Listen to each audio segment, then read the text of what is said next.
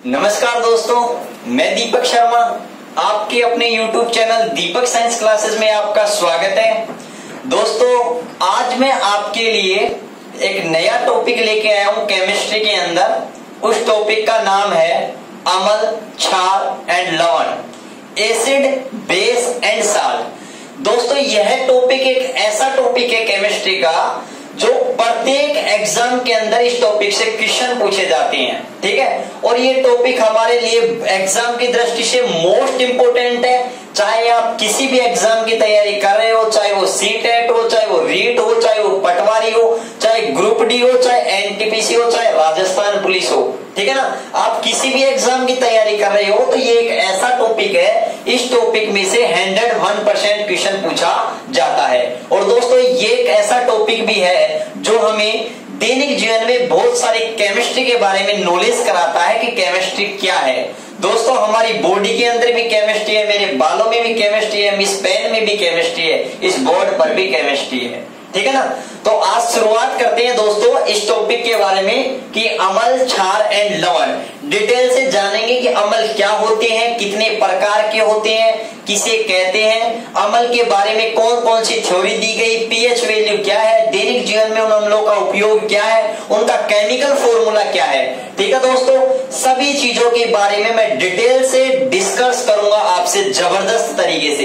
ठीक है दोस्तों, वीडियो को लास्ट तक जरूर देखना और अगर वीडियो पसंद आए तो लाइक कमेंट जरूर ठोकना और ज्यादा से ज्यादा अपने दोस्तों के पास में शेयर करना। ठीक है दोस्तों, चलते शुरुआत करते हैं।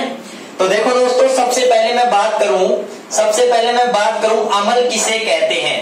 अम्ल दोस्तों, अम्ल को इंग्लिश में क्या कहते हैं? एसिड कहते हैं। क्या कहते हैं? एसिड। और दोस्तों, ये एसिड जो शब्द है, एसिड शब्द है, ये लेटिन भाषा के शब्द है। कौन सी भाषा के शब्द है? लेटिन भाषा के शब्द है। किससे बना है? एसिडस से बना है। किससे बना है? एसिडस से। एसिडस से दोस्तों, और इस एसिडस का जो अर्थ होता है वो अर्थ क्या होता है दोस्तों? खट्टा होता है। क्या होता है? खट्टा। तो देखो दोस्तों, अम्ल है, इसको इंग्लिश में एसिड कहते हैं और एसिड एक लेटिन भाषा के शब्द है, एसिडस से लिया गया है। और इस एसिडस का दोस्तों अर्थ क्या होता है? खट्टा होता है।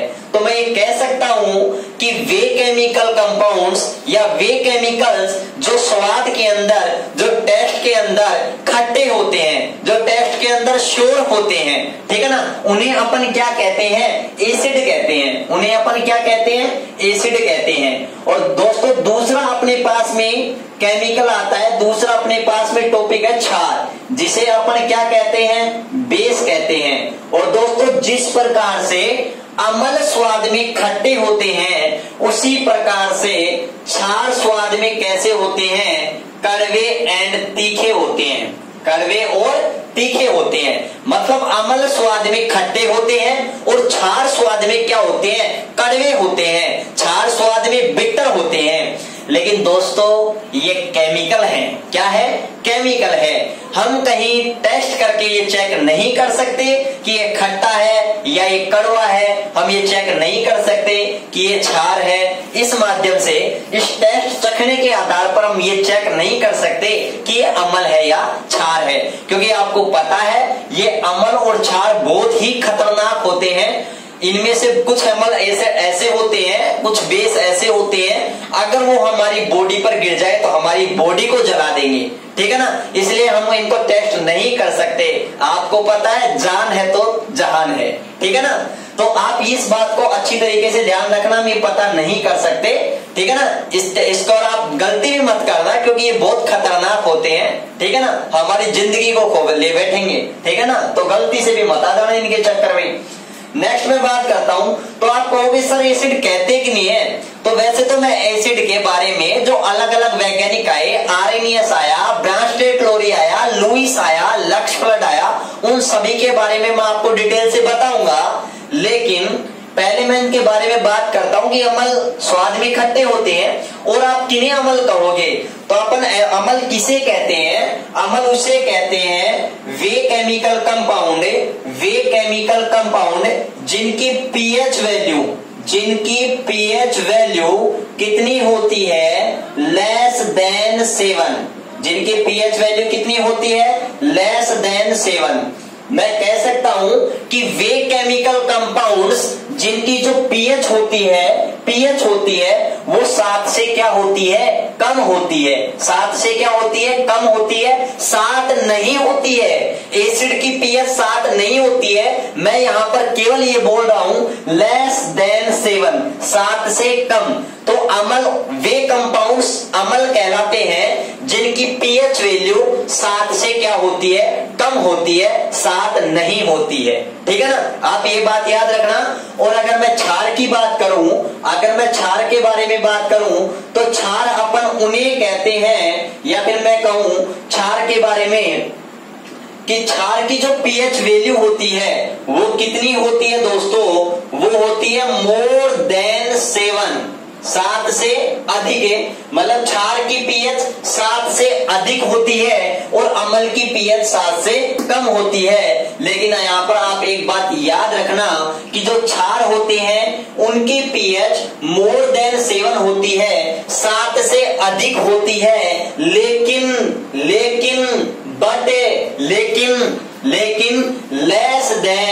लेस देन 14 होती है। मतलब जो क्षार होते हैं उनकी जो पीएच वैल्यू है वो 7 से तो क्या होती है, अधिक होती है, लेकिन 14 से क्या होती है, कम होती है। 14 से क्या होती है, कम होती है। अब आप कहोगे सर 14 से कम क्यों होती है? क्योंकि जो अपने पास में ये पीएच होता है, ये पीएच जो कैलकुलेट करते हैं अपन, ये अपन पीएच स्केल की सहायता से कैलकुलेट करते हैं। और ये पीएच स्केल होता है, ये पीएच स्केल होता है या पीएच पैमाना होता है, वो 0 से कितने तक होता है, 14 तक होता है। 0 से 14 तक होता है और बीच में कितना होता है, 7।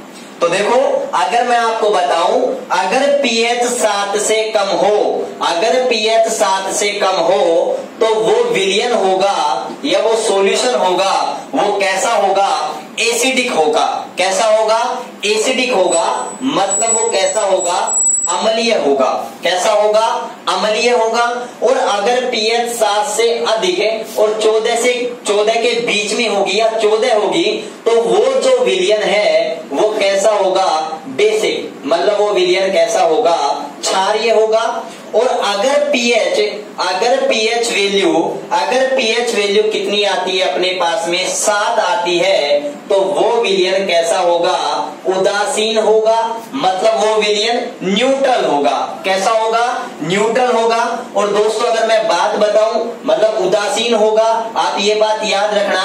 तो यहां से अपने पास एक क्वेश्चन आते हैं कि अगर पीएच 7 से कम है तो उस विलयन की प्रकृति कैसी होगी, अम्लीय होगी, एसिडिक होगी।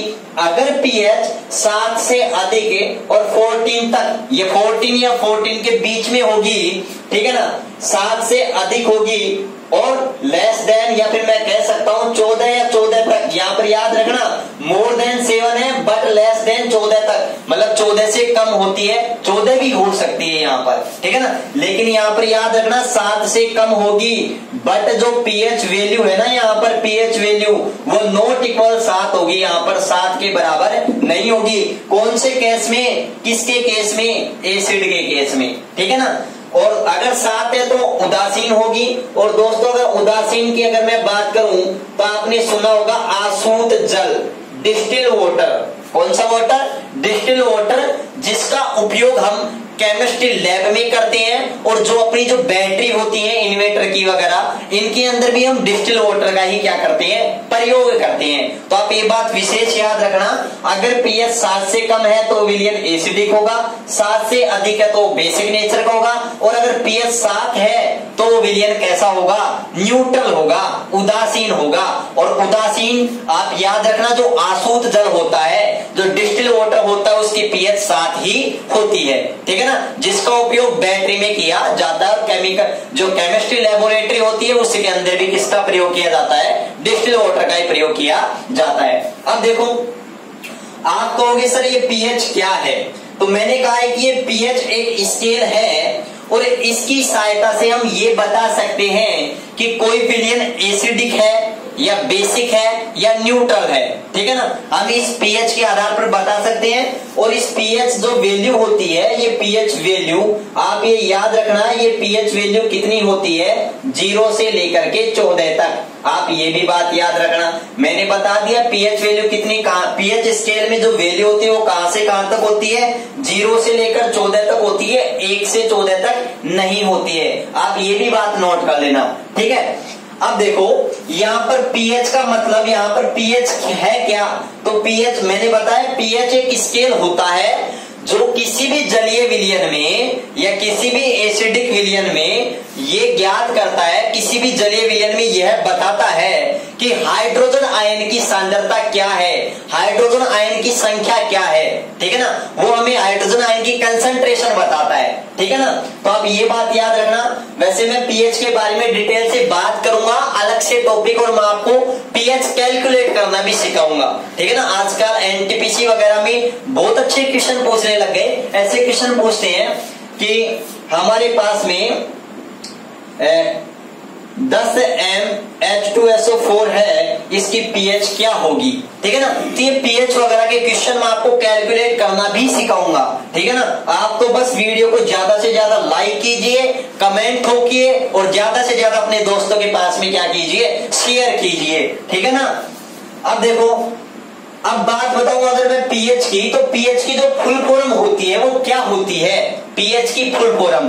तो देखो दोस्तों, यहां पर जो पी है ना, पी ये एक जर्मन शब्द है। क्या है, जर्मन शब्द। जर्मन शब्द पोटेंजा से लिया गया है। किससे, पोटेंजा से, जिसे अपन हिंदी में पुषांश कहते हैं। क्या कहते हैं, पुषांश कहते हैं। और दोस्तों इस पोटेंजा का जो हिंदी अर्थ होता है वो क्या होता है दोस्तों, शक्ति होता है। मतलब क्या होता है, पावर। क्या होता है, पावर। तो देखो पी का मतलब यहां से क्या निष्कर्ष निकल के आया, जो पी है ना वो एक जर्मन भाषा के शब्द पोटेंजा से लिया गया है। जर्मन भाषा का शब्द पोटेंजा है। ठीक है ना, और इस पोटेंजा का जो अर्थ होता है, अपन इसको हिंदी में पुषांश बोलते हैं। ठीक है ना, और जो इसका अर्थ होता है वो क्या होता है, शक्ति, मतलब पावर। मतलब पीएच है, पीएच में पी का अर्थ क्या है, पावर। पावर का मतलब शक्ति, और एच का मतलब हाइड्रोजन आयन। तो देखो यहां से अपने पास में पता लग गया कि पीएच है क्या।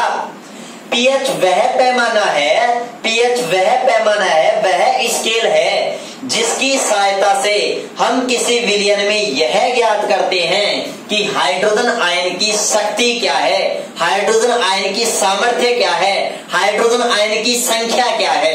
ठीक है, हाइड्रोजन आयन की सांद्रता क्या है। ये सभी चीज हमें कौन बताता है, पीएच बताता है। कौन बताता है, पीएच। तो मैं पीएच की अगर फुल फॉर्म की बात करूं तो पीएच की फुल फॉर्म में लिख सकता हूं, पहली फुल फॉर्म लिख सकता हूं मैं, और क्या लिख सकता हूं, पीएच की full form potenza of hydrogen. Potenza of hydrogen, ये भी पीएच की फुल फॉर्म है। या फिर मैं ये भी लिख सकता हूं power of hydrogen, power of hydrogen. या फिर मैं ये भी लिख सकता हूं potential of hydrogen, potential of hydrogen. मतलब आप समझ गए कि पीएच, देखो अभी मैंने बताया कि पीएच क्या है। तो पीएच के बारे में आजकल ये मान के चलो पीएच वाला क्वेश्चन का बहुत क्रेज चल रहा है। राजस्थान पुलिस जैसे छोटे मोटे एग्जाम में भी ये क्वेश्चन पूछ लेता है पीएच वाला। ठीक है ना, और पिछली बार बहुत सारे हर पेपर में पूछा भी था क्वेश्चन। आपको 2-3 विलियन दे देगा, ABCD। ठीक है, और इन विलियन में दे देगा आपको एक विलियन की पीएच एक है, एक की 7 है, एक की 8 है, एक की 14 है। ठीक है, आपको क्वेश्चन पूछ लिया सबसे ज्यादा क्षारीय कौन सा है, तो आप बताओगे डी। क्यों, क्योंकि देखो जैसे जैसे अपन 7 से आगे बढ़ते जाएंगे वैसे वैसे क्षारीय नेचर है वो क्या होगी, बढ़ती जाएगी। तो जिसकी पीएच जितनी ज्यादा वो उतना ही ज्यादा क्या होगा, क्षारीय। और जिसकी पीएच जितनी कम वो उतना ही क्या होगा, प्रबल अम्लीय। और अगर पीएच 7 तो वो क्या होगा, न्यूट्रल। क्या होगा, न्यूट्रल मतलब उदासीन। ठीक है ना, तो ये बात याद रखना। अब मैं पीएच के बारे में बात करूं तो पीएच की मैंने आपको फुल फॉर्म भी बता दी, पीएच का मीनिंग्स भी मैंने आपको बता दिया, ये भी मैंने बता दिया पीएच स्केल में कौन कहा इसका जो वैल्यू होती है वो कहां से कहां तक होती है। और अगर मैं पीएच स्केल की अगर मैं खोज के बारे में बात करूं तो पीएच स्केल की खोज सन 1909 में एक वैज्ञानिक था जिसका नाम था सोरेनसन। बहुत गजब का क्वेश्चन है, एग्जाम में क्वेश्चन पूछता है कि पीएच स्केल की खोज किसने की, तो आप क्या बताओगे? सोरेनसन नामक वैज्ञानिक ने। कब की? 1909 में। ये बात क्लियर रखना। अमल है उसकी पीएच कितनी होती है? Less than 7 but not equal 7, ठीक है ना। बेस है उसकी पीएच कितनी होती है? More than 7 but less than 14 या लेस देन 14 या इक्वल 14, ठीक है। और 14 के बराबर भी हो सकती है, 14 से कम भी हो सकती है, ठीक है। यहां तक ये चीज क्लियर है आपके, ये चीज क्लियर है आपके। अब देखो उसके बाद में मैं आगे आपसे बढ़ता हूं कि एसिड के बारे में।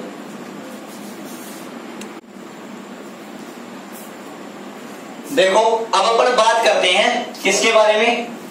एसिड के बारे में। कि एसिड के बारे में आगे और बात करते हैं कि एसिड जलीय विलयन में कौन सा आयन देता है, ठीक है। क्षार जलीय विलयन में कौन सा आयन देता है, इन सभी चीजों के बारे में अपन बात करते हैं। और हम अम्ल और क्षार का निर्धारण और हम किसके माध्यम से कर सकते हैं कि ये एसिड है या ये बेस है, ठीक है ना। और भी अपन डिटेल से विस्तृत चर्चा करते हैं, ठीक है। तो देखो दोस्तों अब मैं बात करूं अम्ल के बारे में कि जो एसिड है या अम्ल है, अम्ल जलीय विलयन में, या फिर मैं बात करूं अम्ल या एसिड जलीय विलयन में कौन सा आयन देते हैं? H पॉजिटिव आयन देते हैं, हाइड्रोजन आयन देते हैं। तो आप ये बात नोट कर लेना कि जो एसिड होते हैं वो जलीय विलयन में कौन से आयन देते हैं? हाइड्रोजन आयन देते हैं। कौन से आयन देते हैं? हाइड्रोजन आयन देते हैं। लेकिन दोस्तों एक बात और याद रखना अच्छी तरीके से कि ये जो हाइड्रोजन आयन है ना, ये बिल्कुल फ्री नहीं रह सकते, बिल्कुल मुक्त अवस्था में नहीं रह सकते। इसलिए ये H पॉजिटिव आयन है ना, ये H पॉजिटिव आयन तुरंत वाटर के साथ मिल करके क्या बना लेते हैं? हाइड्रोनियम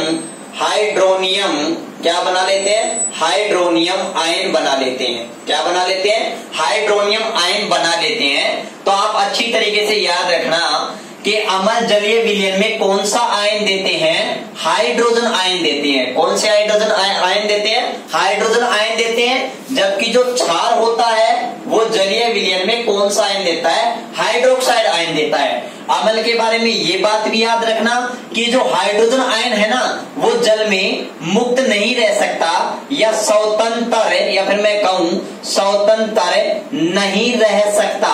तो ये अकेला स्वतंत्र नहीं रह सकता, इसलिए तुरंत ये वाटर के साथ रिएक्शन करके क्या बना लेता है? हाइड्रोजनियम आयन बना लेता है। हाइड्रोनियम आयन बना लेता है। तो ये चीज क्लियर है आपके, ठीक है ना। तो ये बात ध्यान रखना।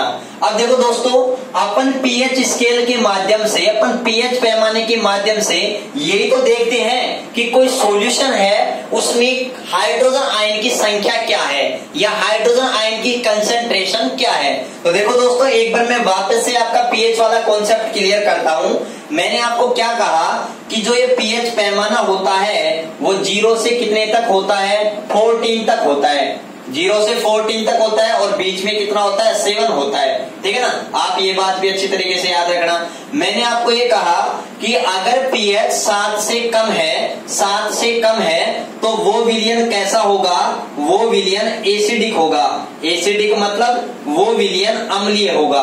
और अगर पीएच 7 से ज्यादा है तो वो विलयन कैसा होगा? बेसिक, मतलब वो कैसा होगा?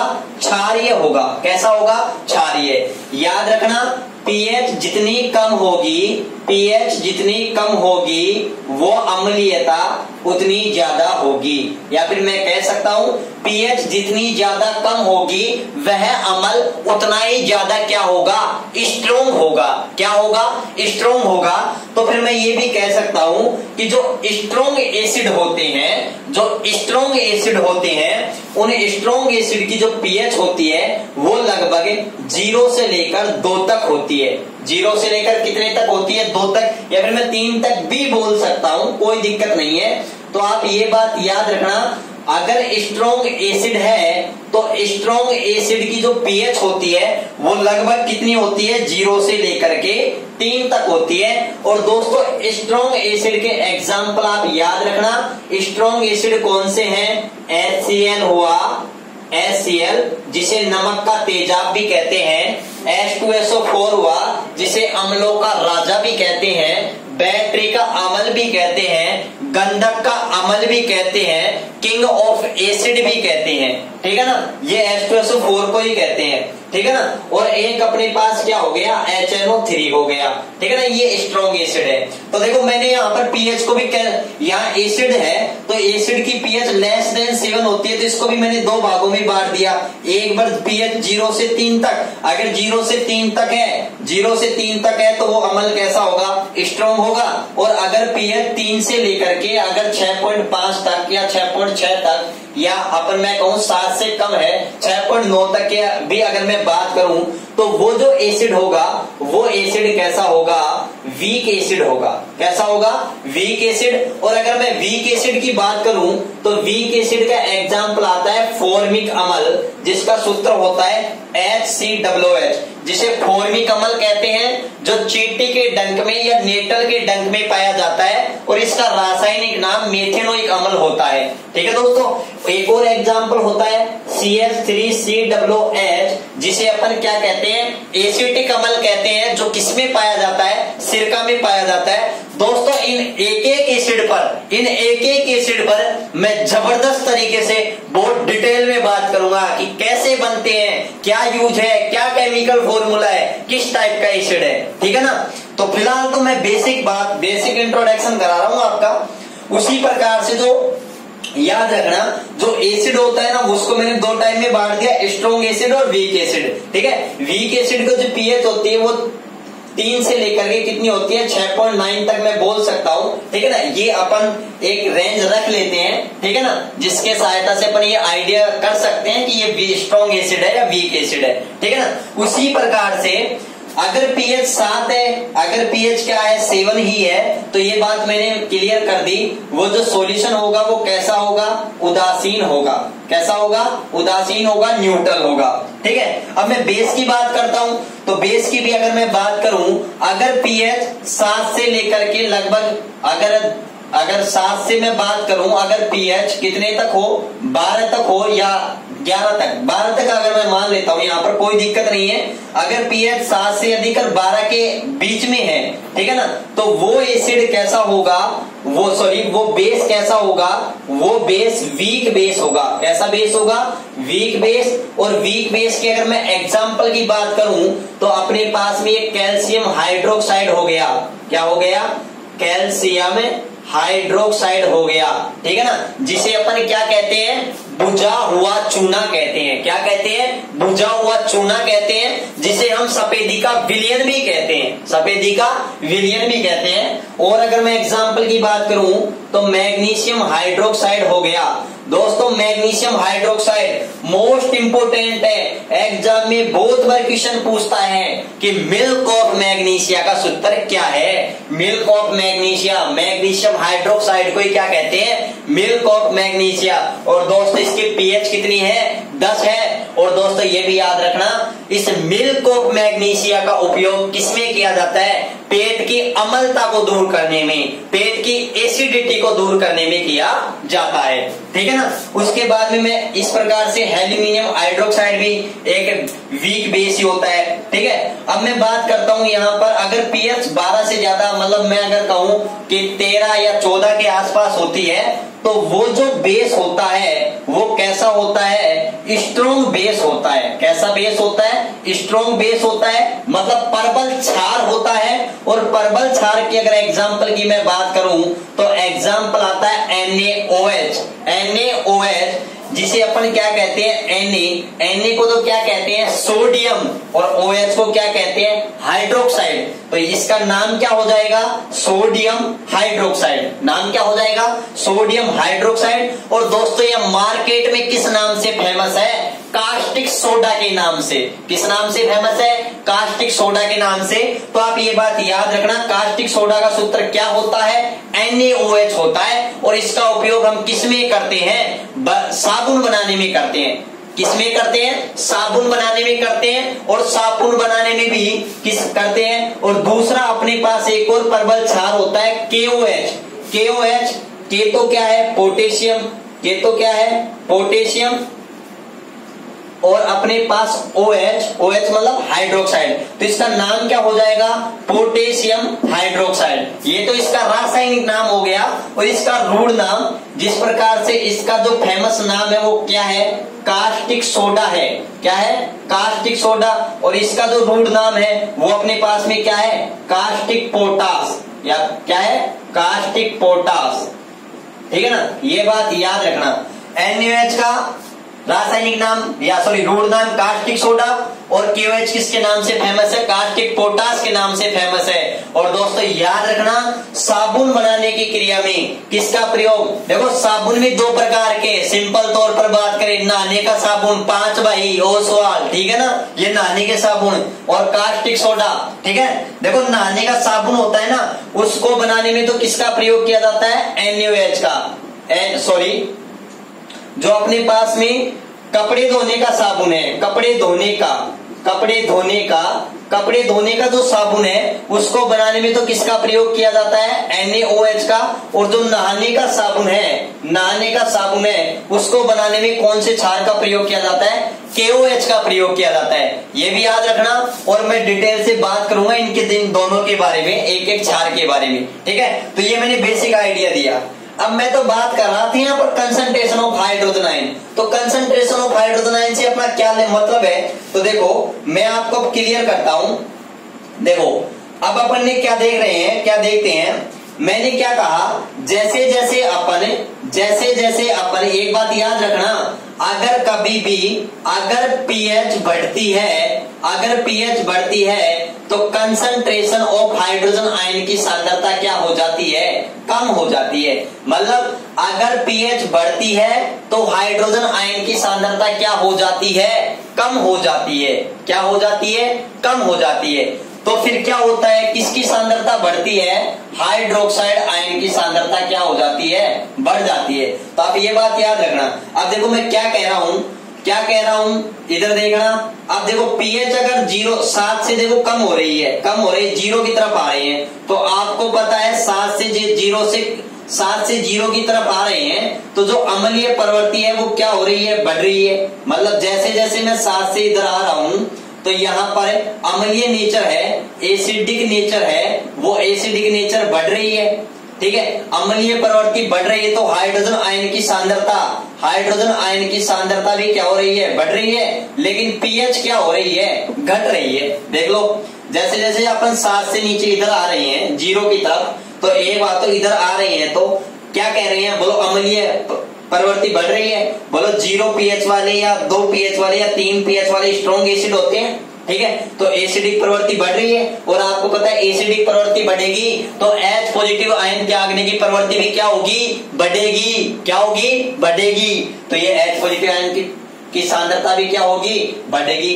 तो H पॉजिटिव आयन की सांद्रता बढ़ेगी तो pH क्या होगी, घटेगी। और H पॉजिटिव आयन की सांद्रता घटेगी तो pH बढ़ेगी। अब देखो मैं आपको यहाँ पर एक बार क्लियर करता हूँ वापस से, अगर आप नहीं समझ पा रहे हो तो देखो ये अपने पास 14, यहाँ पर 7, यहाँ पर क्या 0। तो देखो क्या हो रहा है, अपन जैसे जैसे 7 से इधर आ रहे हैं तो मेरे को एक बात बताओ, हाइड्रोजन आयन की सांद्रता, देखो सांद्रता को, कंसंट्रेशन को मैं बड़े डब्बे में, अगर यहाँ पर हाइड्रोजन को मैं बड़े डब्बे में एक तरीके से बंद कर दूं तो वो क्या कहलाती है, उसकी कंसंट्रेशन कहलाती है। क्या कहलाती है, कंसंट्रेशन। या फिर मैं ऐसे कह दूं, जैसे जैसे मैं 7 से 0 की तरफ आ रहा हूं वैसे वैसे H पॉजिटिव आयनों की संख्या बढ़ रही है। H पॉजिटिव आयनों की संख्या बढ़ रही है तो pH क्या हो रही है, घट रही है। और आपको मैंने बता दिया pH घट रही है तो अम्लीय प्रवृत्ति क्या हो रही है, बढ़ रही है। क्योंकि मैंने आपको बताया था जो स्ट्रॉन्ग एसिड होता है उसकी pH कम होती है। मतलब अगर pH कम है तो अम्ल प्रबल है। अम्ल क्या है, प्रबल है, ठीक है ना। और जैसे जैसे अपन 7 से अधिक पर जाएंगे तो यहाँ पर क्या होता है, यहाँ पर H पॉजिटिव आयन की सांद्रता तो क्या हो जाती है, H पॉजिटिव आयन की सांद्रता तो क्या हो जाती है, कम, लेकिन हाइड्रोक्साइड आयन की सांद्रता क्या हो जाती है, बढ़ जाती है। क्या हो जाती है, बढ़ जाती है, इसलिए यहाँ पर पीएच भी क्या हो जाती है, बढ़ जाती है। ठीक है, ये बात याद रखना। तो एक बात हो, क्षार की पीएच क्या होती है, अगर कोई क्षार परबल है तो उसकी पीएच क्या होगी, उतनी ही ज्यादा क्या होगी, पीएच होगी। ये बात आप याद रखना अच्छी तरीके से। क्लियर। अब देखो मैं आपको एक क्वेश्चन करवाता हूं, यहां तक अपन ने जो पढ़ा है वो एक क्वेश्चन के माध्यम से अपन करते हैं। ठीक है ना। क्वेश्चन क्या है मेरे पास में, आप देखना क्वेश्चन क्या है।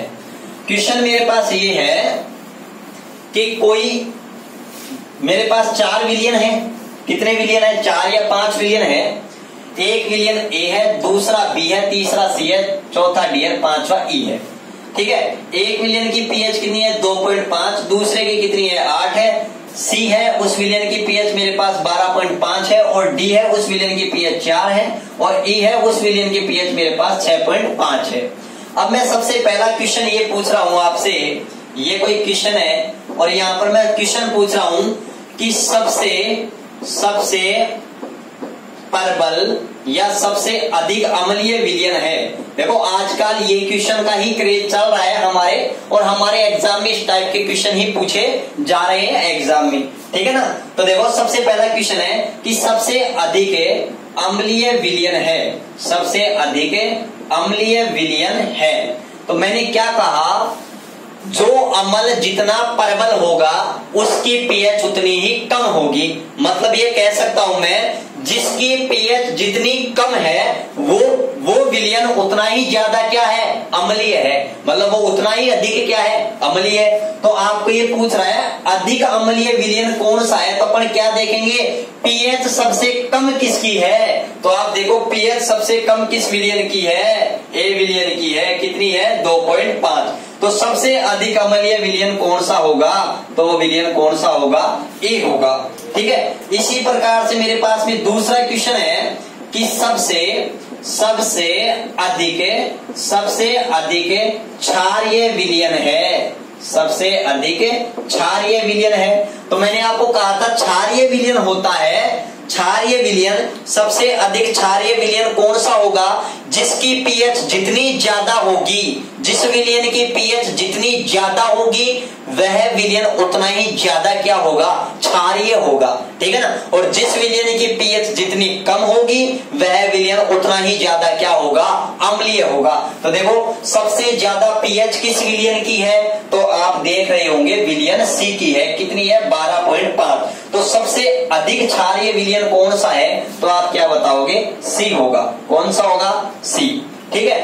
दूसरा मैं क्वेश्चन पूछ रहा हूं आपसे, और वो दूसरा क्वेश्चन क्या है, तीसरा क्वेश्चन मेरे पास ये है कि अम्लीय विलियनों की संख्या, अगर मैं आपसे ये कहूं ये 5 विलियन है, इनमें से अम्लीय विलियनों की संख्या कितनी है, अम्लीय विलियन कितने हैं। तो मैंने आपको कहा था अम्ल वो होते हैं, वे केमिकल्स पदार्थ होते हैं या वे केमिकल्स होते हैं जिनकी पीएच लेस देन 7 होती है। मतलब अम्लों की पीएच 7 से कम होती है। तो आप ये चेक करो कि 7 से कम पीएच किसकी है। तो देखो चेक करने पर अपन को क्या पता लगेगा, 7 से कम पीएच एक तो किसकी है भाई, ए की है। ठीक है, ये रही। दूसरी किसकी है, डी की है। तीसरी किसकी है, ई की है। तो याद रखना अम्लीय विलियन कितने होंगे, अम्लीय विलियन कितने होंगे, 3 होंगे।